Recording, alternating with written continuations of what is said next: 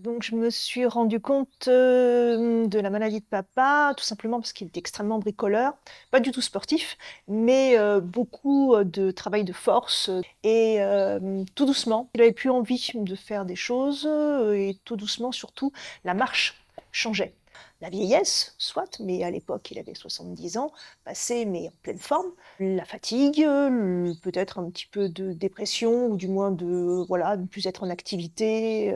Et puis, de mois en mois, je voyais que ça déclinait. S'asseoir, se lever lui demandait beaucoup d'efforts. Donc, bah, là, consultation, première consultation, médecin traitant, premier neurologue. Deuxième ou premier neurologue, je viens qui me dit juste, vous êtes vieux monsieur. On ne dit pas à un homme de 70 ans qu'il est vieux et que c'est normal qu'il ne puisse pas marcher. Bah, c'était complètement aberrant. Et la marche devenait de plus en plus difficile, l'équilibre se perdait.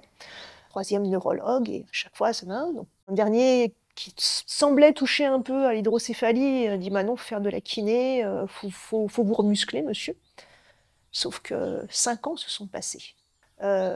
Passer 70 ans, c'est encore plus long parce qu'on perd en musculature, on perd en énergie.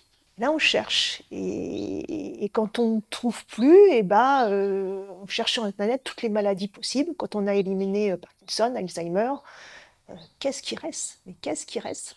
Oui, j'avais trouvé quelque chose sur l'hydrocéphalie.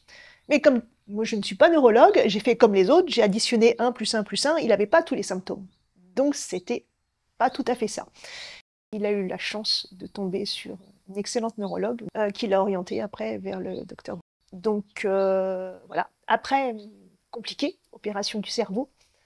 On envoie gentiment un mail en disant qu'est-ce que vous en pensez? Est-ce que c'est vraiment ça qu'il faut? Parce que mon père, ça fait quand même 5 ans qu'il a passé des examens plus ou moins difficiles. Il m'a répondu très très gentiment en m'expliquant le A plus B et les effets qu'il pourrait avoir rapidement. Donc j'ai dit à papa, écoute, ouais, ok. Donc on accompagne son papa à l'hôpital, voilà, avec sa canne, avec son équilibre instable. Et on se dit comment on va faire est-ce que ça va bien se passer et surtout quels vont être les effets. Et justement, le fait que l'opération elle soit en ambulatoire, C'est génial. Ça, c'est super parce que c'est une bouffée d'air en disant il va pas passer la nuit à l'hôpital, mais c'est important. C'est important de ne pas laisser quelqu'un à l'hôpital le soir.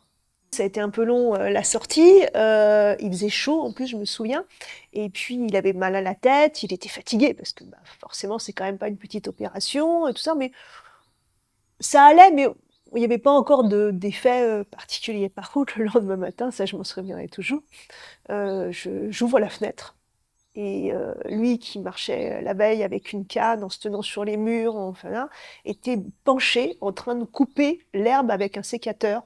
J'étais là, c'est juste génial. C'est juste génial. Alors, je ne dis pas que l'équilibre est revenu tout de suite. Il y a plusieurs choses. L'âge du patient, le fait qu'il a perdu énormément de musculature. On ne récupère jamais de 5 ans d'errance d'une façon psychologique ou d'une façon, je dirais, comment ça s'appelle, musculaire. Donc il a récupéré la marche, il a récupéré l'équilibre. Je dirais qu'il n'a pas récupéré sa vie d'avant. Donc ça, c'est dommage. Voilà, donc plus on se fait opérer tôt, et meilleure est la vie d'après. Ça, c'est clair. Ça, c'est clair. Mais très franchement, je ne peux qu'inciter les gens à qui on découvre cette maladie de se faire opérer.